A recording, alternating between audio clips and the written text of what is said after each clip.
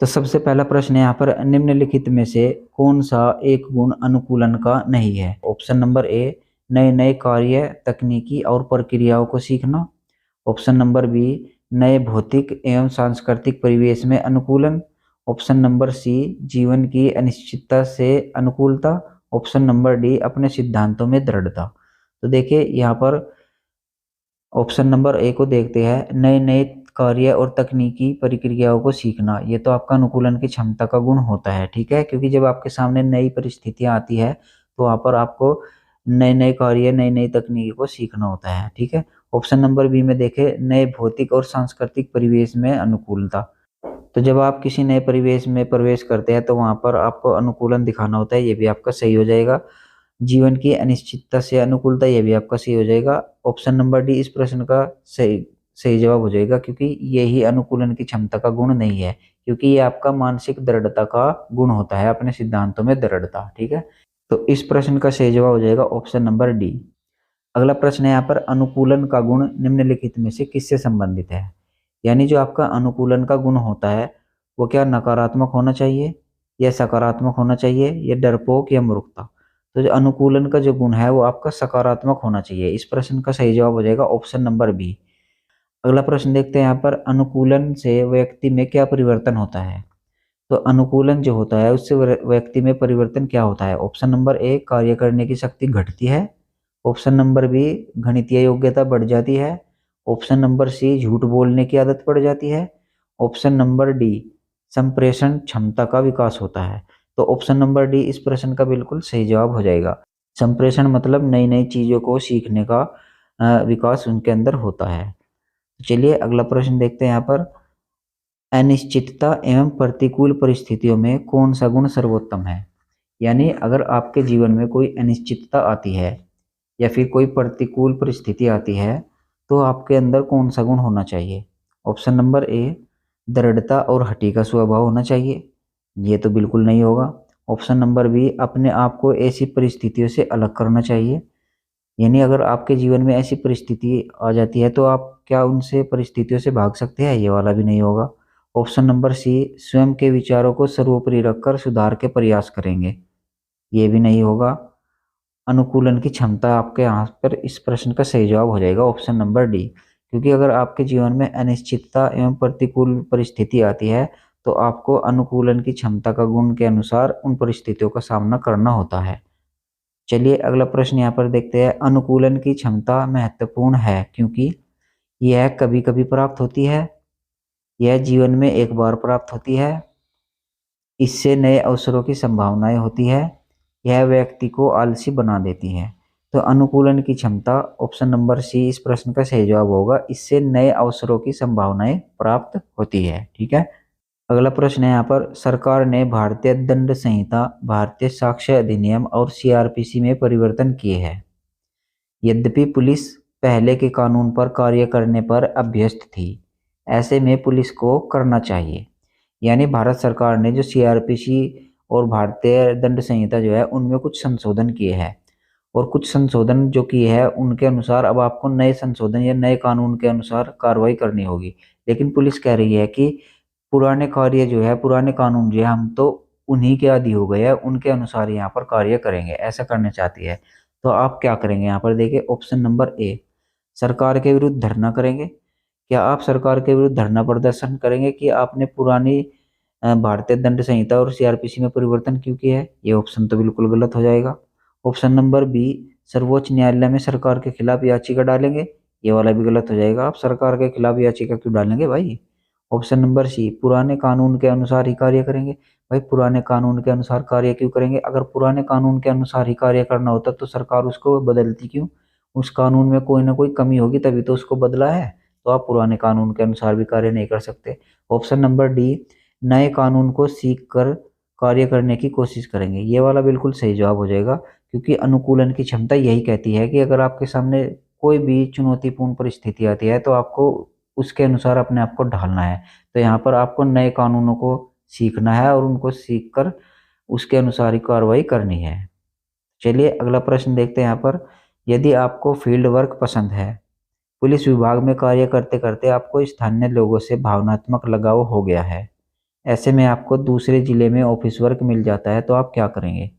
मतलब यहाँ पर कहा गया है कि अगर आप फील्ड वर्क पसंद करते हैं, आपकी ड्यूटी जो है फील्ड में है, और फील्ड में जो आसपास के ग्रामीण इलाके में जो लोग होते हैं उनसे आपका लगाव बढ़ गया है, उनके पास रोज जाते हैं ना फील्ड वर्क करते हैं, तो आपको उनसे सहानुभूति हो गई है, उनसे लगाव हो गया है। और ऐसे में आपको क्या किया जाता है कि आपको किसी दूसरे जिले में आपका ट्रांसफर कर दिया जाता है, और वहाँ पर आपको ऑफिस वर्क दिया जाता है कि आपको फील्ड में अब जॉब नहीं करनी है, आपको ऑफिस में बैठकर जॉब करनी है। तो ऐसे में आप क्या करेंगे। ऑप्शन नंबर ए, अपने ऑफिस वर्क में अकुशलता का हवाला देकर फील्ड वर्क मिलने के लिए प्रयास करेंगे। यानी यहाँ पर कहा गया कि आप ऑफिस वर्क में निपुण नहीं है, यानी ऑफिस वर्क का काम आप पर नहीं होगा, इस बात का हवाला देंगे और कहेंगे कि मुझको तो फील्ड वर्क ही दे दीजिए। तो ये तो बिल्कुल गलत हो जाएगा।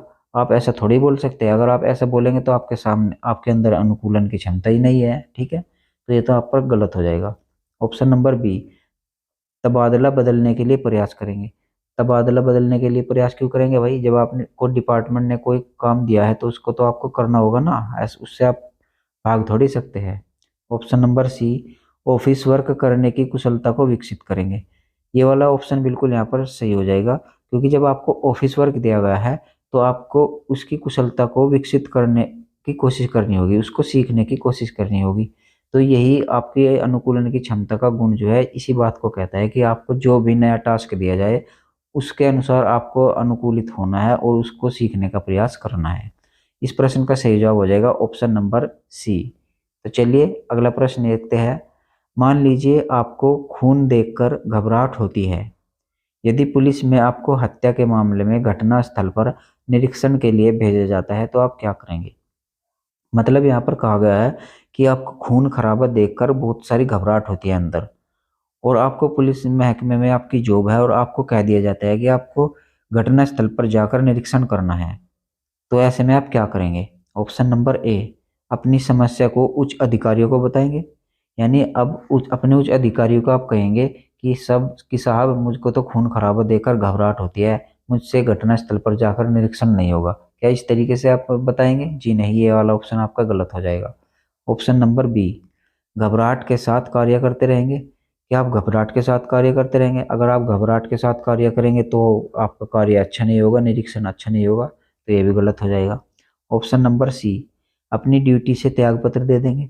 अगर आपको इस तरीके से खून खराबे वाली घटना पर निरीक्षण के लिए भेज दिया जाता है तो क्या आप त्यागपत्र ही दे देंगे कि मेरे बस की नहीं है ड्यूटी करनी, मैं तो छोड़ रहा हूँ। क्या ऐसे कहेंगे। ये भी गलत हो जाएगा, ऐसा नहीं कहेंगे बिल्कुल भी।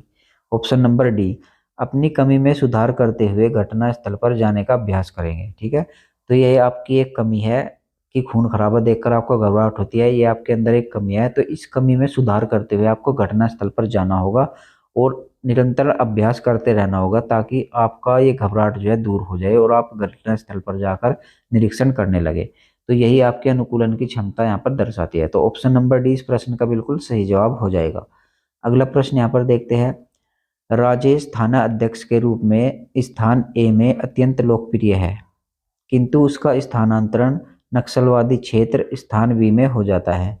उसके समर्थक जुलूस निकालकर उसके स्थानांतरण का विरोध करते हैं और उच्च अधिकारियों को ज्ञापन देते हैं। ऐसी परिस्थिति में राजेश क्या करेगा। मतलब यहाँ पर कहा गया कि राजेश थाना अध्यक्ष है, किसी थाने का अध्यक्ष है, उस स्थान का नाम मान लीजिए ए दिया गया है, और वो वहाँ पर बहुत ही लोकप्रिय हो गया, वहाँ के लोग उसे बहुत ही पसंद करते हैं। लेकिन उसका जो ट्रांसफर किसी दूसरे स्थान पर कर दिया जाता है जो कि एक नक्सलवादी एरिया है। तो इस बात से नाराज होकर उसके जो समर्थक है वो जुलूस निकालने लगते हैं कि आपका स्थानांतरण क्यों किया है, हम इसका विरोध करते हैं। वे यहाँ पर प्रदर्शन करने लगते हैं और उच्च अधिकारियों को इस बात का ज्ञापन देते हैं कि आप इनका ट्रांसफर मत कीजिए। तो ऐसे में आपकी क्या ड्यूटी बनती है, आप एक थाना अध्यक्ष है और ऐसे में आपकी क्या ड्यूटी बनती है, ये आपको कहा गया है। ऑप्शन नंबर ए, चुपचाप समर्थकों को धरने के लिए उकसाएंगे। क्या आप ऐसा करेंगे कि आपके जो समर्थक है उनको आप कहेंगे कि आप धरना दीजिए, मेरा ट्रांसफर मत होने दीजिए, आप उनको उकसाएंगे कि चलो आप धरना देते रहिए, मेरा ट्रांसफर मत कराइए। क्या ऐसा कहेंगे। जी नहीं, ये आप बिल्कुल नहीं कहेंगे, क्योंकि आपको डिपार्टमेंट ने ट्रांसफर किया है और आप डिपार्टमेंट की बात को नकार नहीं सकते। तो ये वाली कार्रवाई तो आपकी पहली गलत हो जाएगी। ऑप्शन नंबर बी, उच्च अधिकारियों से बात करके क्षेत्र में अपनी लोकप्रियता का हवाला देंगे। यानी यहाँ पर कह रहा है कि आपके जो उच्च अधिकारी है उनसे आप बात करेंगे और कहेंगे कि मेरी यहाँ पर बहुत लोकप्रियता है, आप ऐसा मत कीजिए। क्या इस तरीके से कहेंगे? जी नहीं, आप ये वाली कार्रवाई भी नहीं करेंगे। ऑप्शन नंबर बी भी यहाँ पर गलत हो जाएगा। ऑप्शन नंबर सी, अपने स्थानांतरण को स्वीकार करके स्थान बी को ज्वाइन कर लेंगे। तो यहाँ पर देखिए बी की जगह बी कर लीजिए। तो यहाँ पर कह रहा है कि अपना आपका जो ट्रांसफर किया है आप उसको स्वीकार करेंगे और जो बी स्थान पर भेजा जा रहा है नक्सलवादी क्षेत्र में, आप वहां पर ज्वाइन कर लेंगे। जी हाँ, ये कार्रवाई आपकी बिल्कुल सही हो जाएगी, क्योंकि डिपार्टमेंट के द्वारा आपको जो भी काम दिया जाता है उसको आपको नकारना नहीं है, उसको आपको स्वीकार कर लेना है। और आपके सामने नई परिस्थिति क्या आई है कि अब आपको नक्सलवादी क्षेत्र में जाकर ड्यूटी करनी है, तो आपको इस नई चुनौती, इस नई परिस्थिति का भी सामना करना है, यानी इसके अनुसार अपने आप को अनुकूलित करना है, अपने आप को इसके अनुरूप ढालना है। तो इस प्रश्न का सही जवाब हो जाएगा ऑप्शन नंबर सी। अगला प्रश्न देखते हैं यहाँ पर, जीवन में सफलता प्राप्त करने के लिए आवश्यक है। ऑप्शन नंबर ए, भाग्य का अनुकूल होना। ऑप्शन नंबर बी, अवसर अवसर प्राप्त करने की क्षमता का होना।